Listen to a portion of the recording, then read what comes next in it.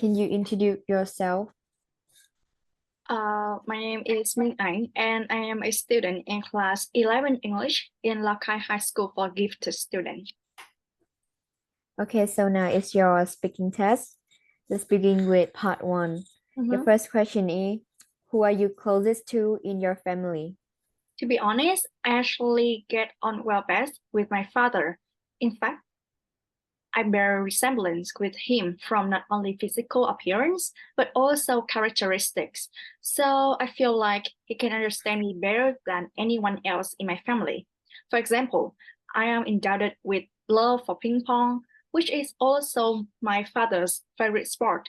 My father and I can discuss this all day long with stubbornness, while it is very hard for me to talk about sports with other members. Okay, so do you get along well with your family?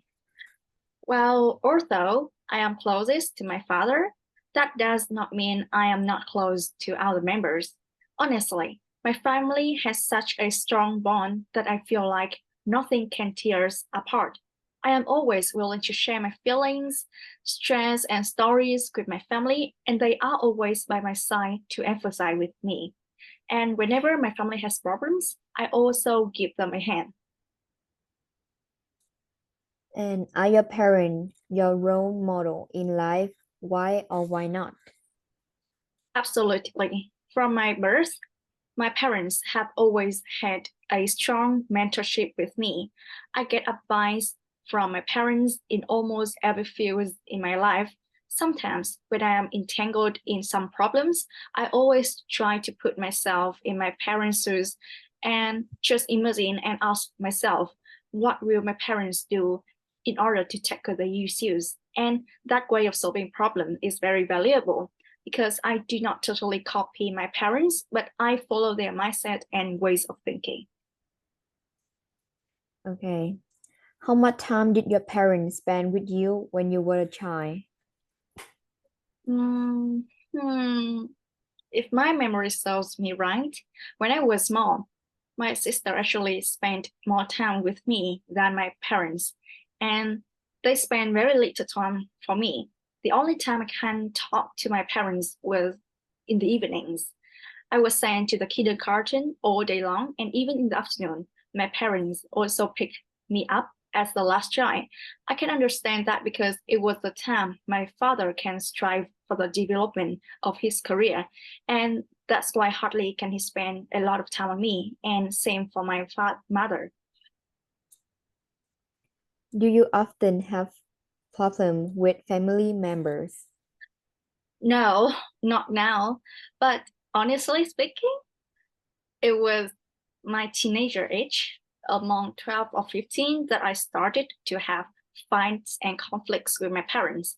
At that time, I was geared toward the sense of leaving the nest and living my own life, while my parents just overprotected me. But that was the story of 1 year ago. Now my parents have understood me more, and to be honest, now I want to stay with my parents as long as possible instead of leaving the nest. I don't want to live too independently. I cannot imagine the life like that. And do you think conflict among family members are unavoidable? Well, absolutely. It is very common to have conflicts between family members, especially between parents and children. I think this is mainly because of the generation gap that makes the biggest conflict. Take technology in generation gap as an example. While children are quite tech savvy and some of them consider spending time on screen every day as normal because they have the virtual world to live, friends, and literally way of entertainment on that. But parents just think that it is very extraordinary, and some even avoid children from using technology, and it also cause a lot of problems between parents and children. Okay, so let's move to part two. Mhm. Let's describe a time that you have a disagreement with your family member.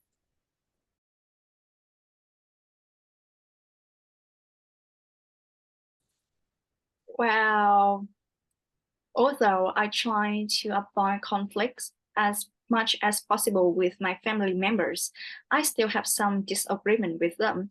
And one story that I still remember detailed now is the story of the disagreement between me and my sister.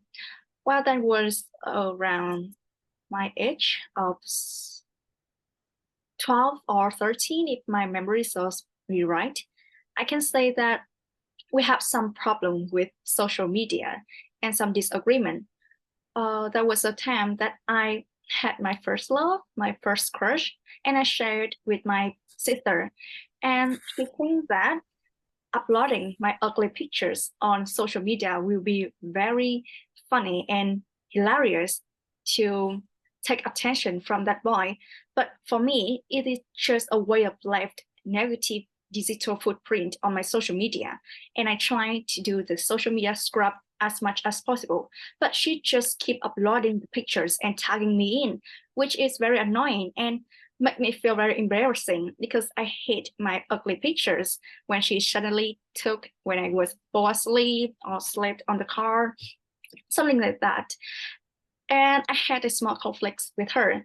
Why I think it is very embarrassing and not hilarious. She thinks it is very funny and it is the best way to take attention from my crush. And then I need the help from my parents to solve the problem. Well, my parents trying to help me and my sister a lot. They explain first about different feeling of different person, and then finally my sister agreeing to stop doing posting ugly pictures on the internet, and she also apologized to me. And because come rain or shine, we are still siblings. I of course will emphasize for her and I forgive her for the action. Well, until now, my sister hasn't do anything like that. And we just trying to keep a very good social media for each other on the internet. So that's why there's no disagreement with me and my sister now about social media. Okay, so let's move to part 3. The first question is, should parents let their children make a decision? From my notion, it is very important, but just according to the age. Well, I can say that at some age, while the mindset and the brain of their children have developed kind of fully, the parents can let them make a decision. Why, if the children are still too small, just around 4 to 5 years old, I think that parents shouldn't do that. Instead of that, parents should be role model that should give advices on children on how to make a decision. Well, I can say that it is important because one day children will leave the nest and they have to learn to be active and stay relevant. So they have to learn to make a decision. But just before making decision, they need the mentorship of parents, which they can take from the younger age. What's the responsibility do parents have toward their children? Well, I can say that parents, of course, play vital role in children's life. And not only do parents have responsibility for raising and keeping children in good condition, they have also have responsibility to teach children life skill and especially moral life skill because those life skills is very hard to learn on schools. School is the place for subjects, but for life skill, parents can teach for children at home. And it is very responsible for parents to do that because when children grow up, they will have to learn on their own, which means that the basic life skill they need to learn. Well, for example, some very basic skills, soft skill they can learn is cleaning the houses or even making a simple meal is very important because when they go to the university, they cannot just go to a restaurant and eat all day long or all month there. They have to literally save money and eat, cook on their own. And of course, they can have those skills by their teaching from parents. Okay. Do you think old people and young people can share the interest? Well, absolutely yes. But a problem here is it needs effort from both sides. The effort I'm mentioning here is for the old people. They need to try to keep up to date with the trend, with the news, to have the same topic to share and talk with young. Why for young people, they should also try their best to learn and find information about the interests of young people. They need to learn about the past, or maybe they need to learn about something that young people, I mean, old people want to know, want to discuss with them, so that they will have some same point if they try to put efforts into things, so that old and young people can share interests with each other. What can old people teach young people? From my point of view, because everything just change in the blink of an eye. So I think that, of course, it's very hard for old people to teach just lessons or maybe subjects for young people. But instead of that, old people can teach the moral stories and ways of living for young people, because there are some story, there are some moral or soft skill that it just keeps the main value from centuries to centuries. Well, I can say that old people can be the role model for young people for way of living. Why not about subjects or something like that? I can take my parents and my grandparents for example. My grandparents always advise my parents to live on their own, to live independently, not just depend on my grandparents. And now, until my generation, it is still very important to live independently, to learn to live on my own self. And is it easy for young people and old people to make friends with each other? Although, as I have mentioned below, old and young people can share interests, but that doesn't mean that it is easy to make friends. So I can say that it is not easy. This is mainly because of generation gap, and it needs a lot of efforts to be friends with each other. But rather than being friends, old people can have mentorship for young people. Something maybe there can be someone to share, someone to tell stories, someone to lead and give advices for young people. Someone can ensure young people to believe in their own self rather than play or maybe go out and hang out with them.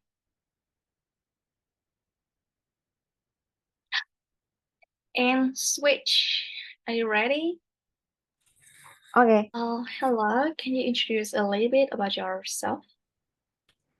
So, hi, judges. My name is Vũ Hương Giang. I'm currently a student at class 11 English at Lào Cai High School for gifted student. Okay, so now it is your speaking test, part one. Who are you closest to in your family? So I would say that my mom is the closest person to me in my family.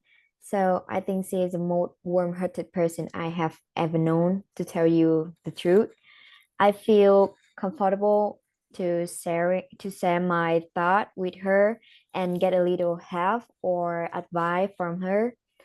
I think my mom is one of the most like good person, one of my best friend, and also a excellent role model for me to follow in my life. I think she inspired me a lot. Thank you. Question number two. Do you get along well with your family? Yes, I think I get along well with everyone in my family. of course, we have a different our diverse issue about the generation gap from time to time, but I think that this kind of thing may be a normal just to understand each other better. But I think after all, the most important thing is to settle down and try to fix to integrate to get along well with our family. Are your parents your role models in your life? And can you explain it? So, as I have mentioned in the first question, I would surely say that my parents are the best role model in my life. My parents actually inspired me with their hard work and unconditional love and dedication for me. I see the way they work hard to mature and take care of me and my younger brother. So I think it's made me admire. And how much time did your parents spend with you when you were a child? Currently, I'm not living together with my family because my high school is not located in my hometown. But in the past, my parents used to spend a lot of time teaching me or playing with me. Although they have a busy schedule at their work, but they still strive to spend as much time as possible with me. Do you often have problems with family members? To be honest, I think not. But when I was a child, I once had a conflict with my younger brother. I remember it very clearly that because of my family tight financial situation, so my mom could only afford one bag. So my brother and I both won it first, so we had a fight, but it was a funny child story. Now we have grown up, loved, and known how to share with each other. Do you think conflicts among family members are unavoidable? So honestly, I think it's common for a family member to have disagreement because family conflict refer to opposition between family member because of their nature or family relationship or generation gap. So I think conflict can be very healthy. It's increase awareness of existing problem and provide a reason for finding a like better way, better solution forward. Thank you. And now let's proceed to part two. Describe a time you had a disagreement with someone in your family. So I would take this opportunity to talk about a time I had a disagreement with my dad. So I had a conflict with him when I was in grade nine. So it started one day when he asked me to choose between a normal high school in my hometown or a gifted school which is located far from my family. And we end up arguing for an hour, so my dad insisted that his idea was the only way and wouldn't listen to my argument. So he keept saying that thing like, you don't know what are you talking about and you need to accept it. He said that he want good for me. So at first I tried to reasoning with him, but not seem work. So eventually we made this situation even worse and we are getting entangled with each other. So I said I want to leave the need to grow up and keep up to date with the community. So we keep going back and forth until finally he said something really hurtful and made me cry out. So that moment changed everything because suddenly both of us realized how much our argument was hurting each other emotionally rather than helping us resolve the problem. So from then on, we learn how important communication is in resolving conflict within family. especially between parent and children. So after all, we receive a width of experience in never letting a argument get too complicated again by some solution like listen more actively and respecting opinion before coming up with solution together. Well, that's nice to hear. Let's now answer some questions related to part two. How much time do parents spend with their children in your country? And do you think that is enough? So in my country, it is common for a parent to take their child out the weekend and be involved in activities such as sport or art or craft. Many family also make sure that they have dinner together every night so that the family can catch up with each other lives. And I believe that this amount of time spent together is enough for a family, since it allow them to bond while it still give everyone some space to do like the thing that's independently. And how important do you think spending time together is for the relationships between parents and children, and why? So I think it is crucial to build a strong bond, understanding, communication, and trust because children grow up just in the blink of an eye. So by spending quality time with each other, parents can better understand their children needs and interests, while children can learn valuable lessons from their parents. Additionally, it has strengthened family connection as well as provide a safe space where everyone feel comfortable express themselves without judgment or criticism. Thank you. And have relationships between parents and children have changed in recent years? And why do you think that is? So in recent year, the increasing influence of technology, and social media is in line with not spending time with the family. So this can lead them away from spending quality time with their beloved person, which had impact on how they relate with each other, and like family member are no longer understand each other like recent year. Do you think that today's modern lifestyle have pushed parents and grandparents further away from the younger generation? So although there have been some gap between parent and grandparent, the young generation as a result of modern lifestyle.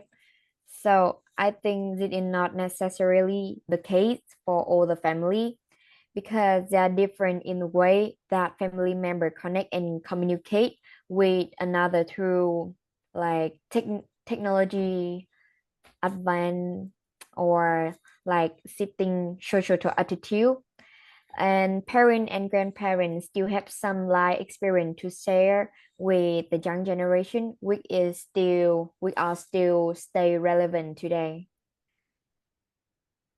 And the last question, should parents let their children make a decision?